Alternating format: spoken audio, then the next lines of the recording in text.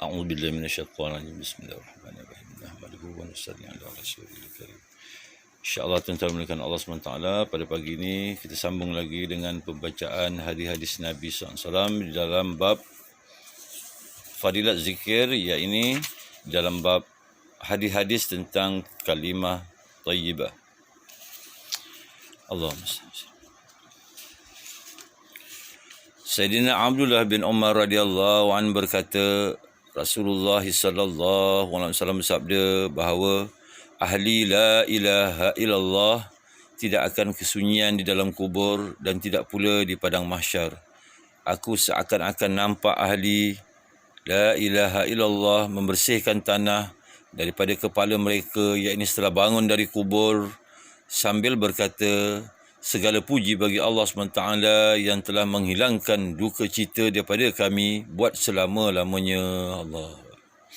Dalam riwayat yang lain disebutkan bahawa ahli la ilaha illallah tidak akan berduka cita sewaktu mati dan begitu juga semasa di dalam kubur. Amin. Allahumma salli.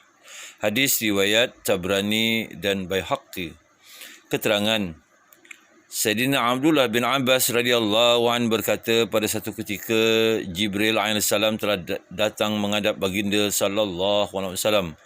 Pada ketika ini baginda sallallahu alaihi wasallam diselubungi kedukecitaan yang amat sangat. Jibril alaihissalam berkata, Allah SWT mengucapkan salam kepada Tuan dan bertanyakan, mengapa Tuan dalam keadaan berduka cita? Ya, ini sungguh pun Allah SWT maha mengetahui segala isi hati manusia. Namun, pertanyaan yang seumpama ini dikemukakan ialah semata-mata untuk memberikan penghormatan dan kemuliaan. Baginda SAW bersabda, wahai Jibril, aku sangat-sangat risau tentang keadaan umatku. Apakah yang akan berlaku kepada mereka pada hari kiamat nanti? Allah. Jibril AS bertanya mengenai keadaan orang Islam atau orang kafir. Jawab baginda SAW, aku memikirkan mengenai keadaan orang-orang Islam. Kemudian Jibril AS membawa baginda SAW bersamanya pergi ke sebuah tanah perkuburan kabilah Bani Salimah. Jibril AS telah memukul salah satu kubur dengan sayapnya lalu berkata, Kum biiznillah. Kum biiznillah. Bangkitlah dengan izin Allah SWT. Maka seorang yang berwajah indah, lagi amat cantik, bangun dari kubur itu sambil berkata, La ilaha illallah Muhammadur Rasulullah Alhamdulillahi Rabbil Alamin. Tiada Tuhan yang layak disembah melainkan Allah SWT. Nabi Muhammad SAW adalah pesuruh Allah. Segala puji bagi Allah SWT, Tuhan semesta alam. Kemudian Jibril AS berkata kepadanya, kembalilah ke tempatmu. Maka dia pun kembali. Kemudian Jibril AS memukul satu kubur yang lain dengan sayapnya yang lain, lalu berkata, bangkitlah dengan izin Allah Subhanahu Wa Taala. Maka berdirilah dari kubur tersebut seorang yang sangat hodoh, bermuka hitam dan bermata juling, lalu berkata, alangkah menyesalnya aku, alangkah malunya aku, alangkah musibahnya aku. Jibril AS berkata kepadanya, kembalilah ke tempatmu.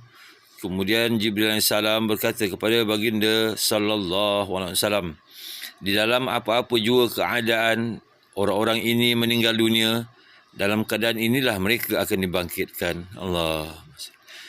Pada zahirnya yang dimaksudkan dengan ahli la ilaha illallah dalam hadis yang tersebut di atas ialah orang yang mempunyai hubungan khusus dalam hati yang terpaut dengan kalimah tersebut, serta sentiasa sibuk mengucapkannya, sebagaimana seseorang yang digelar sebagai orang susu, orang kasut, orang mutiara dan orang ais, ialah kerana mereka menjual hanya benda-benda itu, dan benda-benda tersebut ada di dalam simpanan mereka. Oleh kerana itu, tidak timbul sebarang persoalan berkenaan layanan sedemikian yang diberikan untuk ahli la ilaha illallah. Al-Quran menerangkan dalam surah Fatir bahawa umat ini terbagi kepada 3 golongan. Pertama ialah golongan yang digelar sabiqun bil khairat, golongan yang mendahului dalam mengerjakan kebaikan.